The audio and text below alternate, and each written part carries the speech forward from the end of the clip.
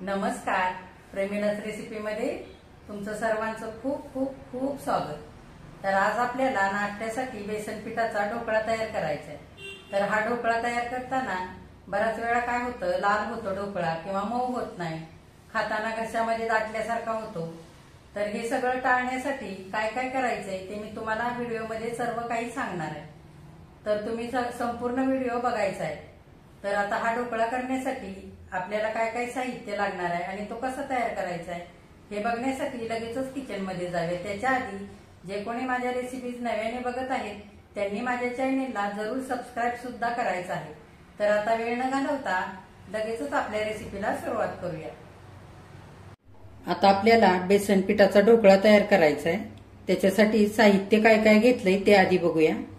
इथे 1 वाटी भरून बेसन पीठ घेतलेलं आहे. ते मी चाळून घेतले आणि हे बेसन पीठ ही वाटी दाबून भरून घेतलेली. तर तुम्ही ज्या भांड्याने बेसन पीठ घ्याल त्या भांड्याने दाबून पीठ भरून घ्यायचं, म्हणजे ढोकळ्याच्या साहित्याचं प्रमाण चुकत नाही. इथे एक मी इनोचं पाकिट घेतलंय, 2 चमचे लिंबाचा रस घेतलाय, पाव चमचा आलं खिसलेलं घेतलंय, पाव चमचा मिरचीची पेस्ट घेतली, 2 चमचे दळलेली साखर घेतली, चिमटभर हळद घेतली, इथे चवीनुसार मीठ घेतले आणि 3 चमचे तेल घेतलेले. आता पुढे काय करायचंय ते बघूया. आता आपण पहिल्यांदा बेसन पीठ मोठ्या ह्या भांड्यामध्ये घेऊया.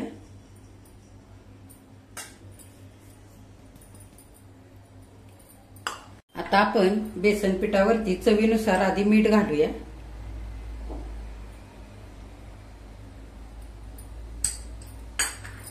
आता लिंबाचा रस घालूया.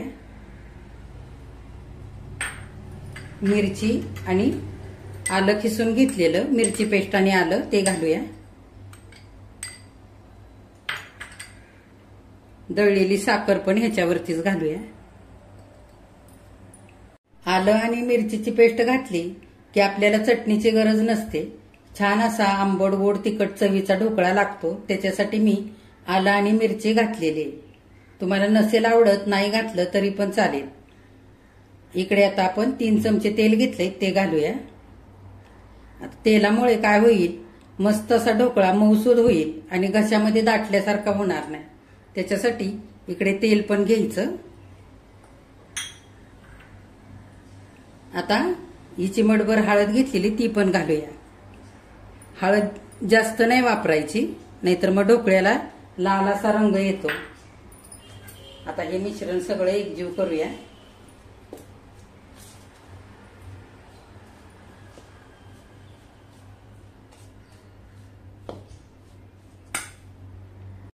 आता इथे मी ज्या वाटीने बेसन पीठ मोजून घेतलंय त्याच वाटीने 1 वाटी पाणी घेतलेलं आहे. आपल्याला पाऊण वाटी पाणी लागणार आहे. आता हे प्रमाण अगदी बरोबर होतं. ज्या भांड्याने आपण बेसन पीठ घेतो त्याच भांड्याने पाणी घ्यायचं, म्हणजे पहिल्यांदा जरी तुम्ही ढोकळा करत असाल ना तरी अजिबात चुकणार नाही. तर आता आपण थोडं थोडं पाणी घालून हे चांगलं पीठ आता मिक्स करून घेऊया.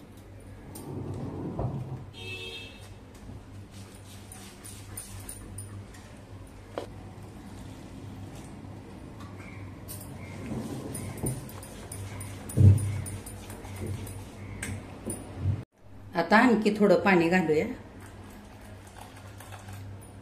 आणि चांगलं फेटून घेऊया.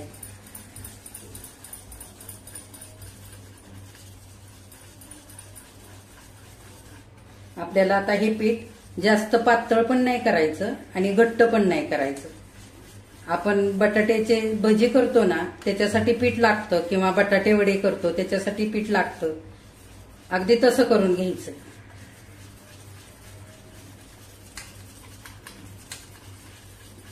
चांगलं हे 4 ते 5 मिनिटं फेटून घ्यायचंय.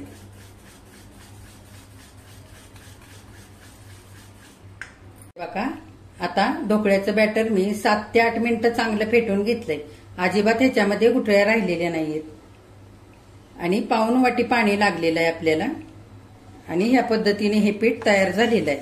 हे बघा, खूप पातळ पण नाही आणि खूप घट्ट पण नाही, अशा पद्धतीने. तर ह्याच्यामध्ये जर गुठळ्या राहिल्या पिठामध्ये तर ढोकळा अगदी असा मऊसूद होत नाही. आणि हळद सुद्धा चांगली मिक्स व्हायला पाहिजे, त्याच्यासाठी चांगलं फेटून घ्यायचं. नाहीतर मग ढोकळ्याला रंग लालसर येतो, हळद जर नीट फेटली गेली नाही तर. आता हे पीठ चांगलं फेटून झालेलं आहे. आता आपण पाणी गरम झालंय का ते बघूया आधी. हे बघा, आपल्याला ढोकळा शिजवून घ्यायचा आहे. त्याच्यासाठी मी इकडे टोपामध्ये तांब्या भरून पाणी घातलेलं आहे. पाणी चांगलं उकळलेलं आहे आणि आतमध्ये एक अशी गोल रिंग पण घालून घेतलेली आहे. आता आपण पुढे काय करायचंय ते बघूया. आता आपलं पाणी सुद्धा चांगलं उकळलेलं आहे. इकडे मी ढोकळा करण्यासाठी कुकरचं भांडं घेतलेलं आहे आणि आतून तेल लावून घेतलेलं आहे. तर तुम्ही ह्या जागी उतळ ताट सुद्धा वापरू शकता किंवा मग तुमच्याकडे केकचं भांडं असेल ते सुद्धा वापरलं तरी चालेल. आता आपलं ढोकळा शिजण्यासाठी पाणी सुद्धा चांगलं उकळलेलं आहे.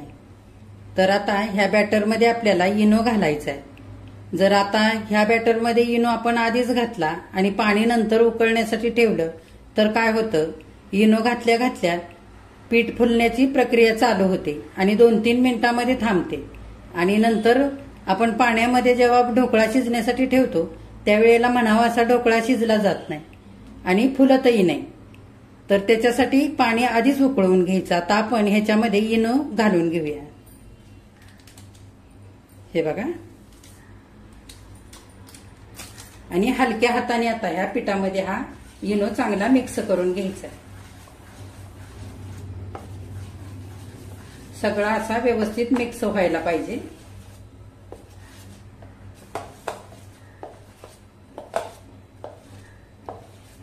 एकाच बाजूने असं फिरवून घ्यायचं.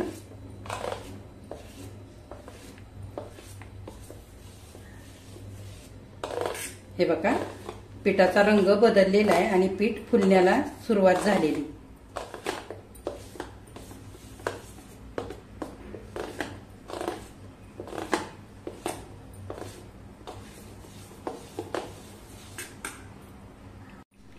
आता आपण ढोकळ्याचं बॅटर ह्या डब्यामध्ये घालूया.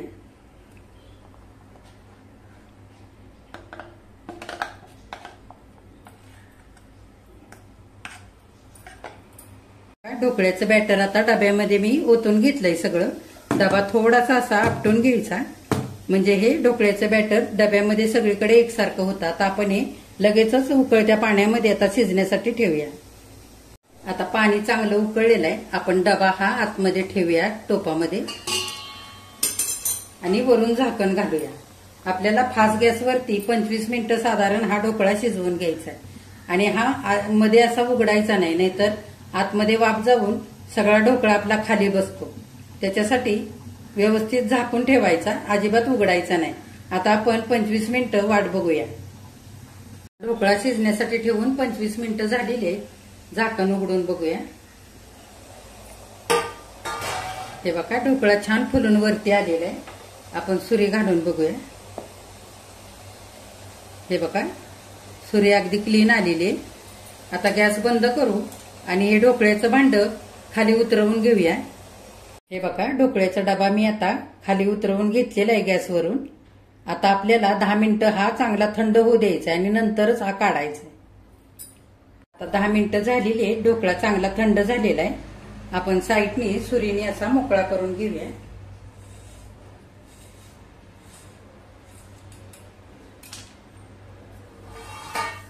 आणि ताटामध्ये असा काढून घेऊया. आता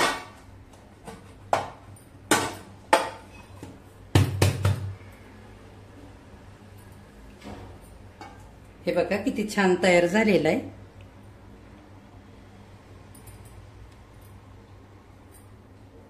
हे बघा, अगदी मऊ लुसलुसीत झालेला आहे. आता आपल्याला फोडणी करायची. आता ढोकळ्यावरती घालण्यासाठी लिंबाचा रस आणि साखर घालून आपल्याला आंबट गोड असा सिरप तयार करून घ्यायचा आहे. तर त्याच्यासाठी मी 3 चमचे पाणी ठेवलेलं आहे पॅनमध्ये. पाणी चांगलं गरम झालेलं आहे. आपण 2 चमचे साखर घालूया.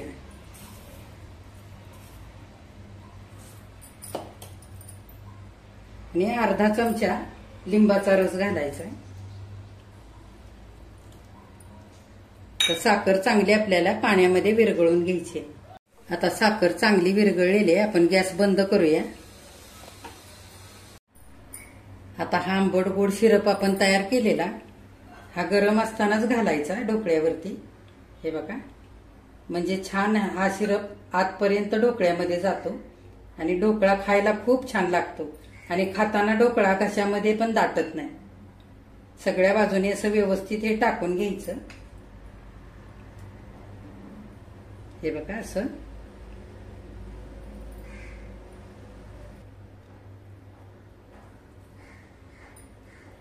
आणि असं पाठच्या बाजूने पण टाकून घ्यायचं.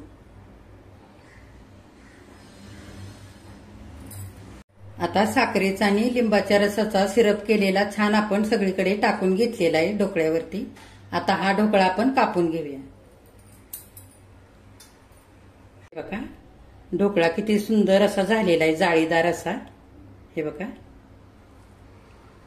किती मऊ झालेला आहे. हे बघा, लुसलुसीत अगदी. आता आपण अजून छोटे तुकडे करून घेऊया.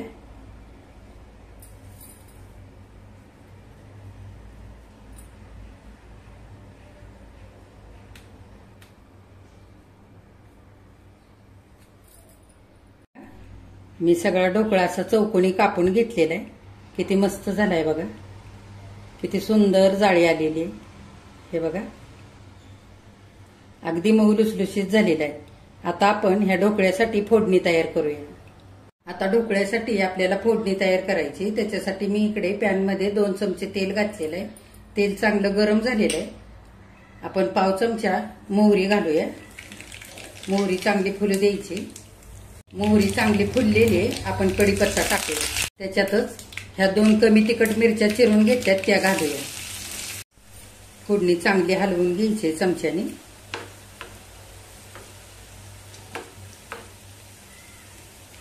आता थोडीशी कोथिंबीर घालूया.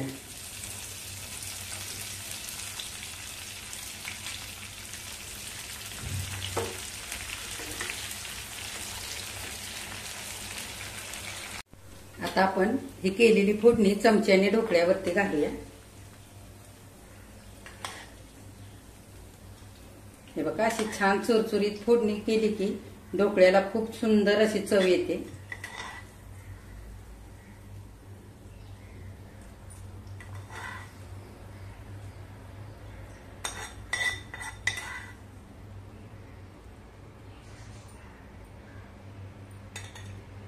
बघा, फोडणी घालून आता ढोकळा खाण्यासाठी तयार झालेला आहे. किती मस्त झालाय बघा. आपण ह्या ढोकळ्यामध्ये मिरची पेस्ट, आलं खिसून घातलंय. त्याच्यामुळे खूप सुंदर ह्या ढोकळ्याला चव आलेली आहे, आंबट गोड तिखट अशी. आता हा ढोकळा आपण एका दुसऱ्या प्लेटमध्ये काढून घेऊया. ढोकळा आता खाण्यासाठी तयार झालेला आहे. किती सुंदर झालाय बघा. अगदी मऊ लुसलुशीत झालेला आहे आणि रंग सुद्धा एकसारखाच आलेला आहे. तर आपण हे ढोकळ्याचं बॅटर हळद घातल्यानंतर छान 8 ते 10 मिनिटं फेटून घेतलं आणि त्याच्यामध्ये गुठळ्या सुद्धा अजिबात राहिले नाहीत आणि हळद सुद्धा अगदी बॅटरमध्ये एकजीव झाली. त्याच्यामुळे ढोकळ्याला तर जाळी आलेलीच आहे, पण ढोकळ्याला एकसारखा रंग आलेला आहे. तर मी दाखवल्याप्रमाणे ढोकळ्याचं छान असं बॅटर 8 ते 10 मिनिटं फेटून घ्यायचं, म्हणजे ढोकळा छान जाळीदार तयार होतो आणि कुठेही ढोकळा चुकत नाही. तर तुम्हाला जर फेटण्याचा कंटाळा आला असेल तर ढोकळ्याचं बॅटर मिक्सरच्या भांड्यामध्ये घालायचं आणि 4 ते 5 मिनिटं चांगलं फिरवून घ्यायचं, म्हणजे छान असं मऊसूद बॅटर तयार होतं आणि असा मऊ लुसलुसीत ढोकळा तयार होतो. तर ह्या पद्धतीने तुम्ही पण असा ढोकळा तयार करा आणि माझ्या चॅनेलला लाईक, शेअर आणि सबस्क्राईब सुद्धा जरूर करा.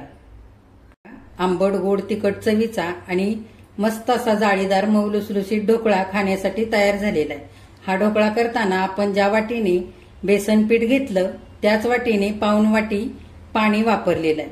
त्याच्यामुळे अजिबात करताना ढोकळा चुकलेला नाही. तुम्ही ढोकळा करताना ज्या भांड्याने बेसन पीठ घ्याल त्याच भांड्याने पाऊण भांड पाण्याचं घ्यायचं, म्हणजे करताना ढोकळा अजिबात चुकत नाही. पहिल्यांदा जरी ढोकळा केलात ना तुम्ही तरी सुद्धा तुमचा ढोकळा अगदी बरोबर होईल. मी दाखवल्याप्रमाणे तुम्ही सारं साहित्य वापरायचंय आणि त्याच पद्धतीने ढोकळ्याचं बॅटर फेटून सुद्धा घ्यायचंय, म्हणजे असा मऊ लुसलुसीत ढोकळा तुमचा पण तयार होईल. आता मी तुम्हाला थोडासा ढोकळा तोडून दाखवते. हे बघा किती छान झालेला आहे.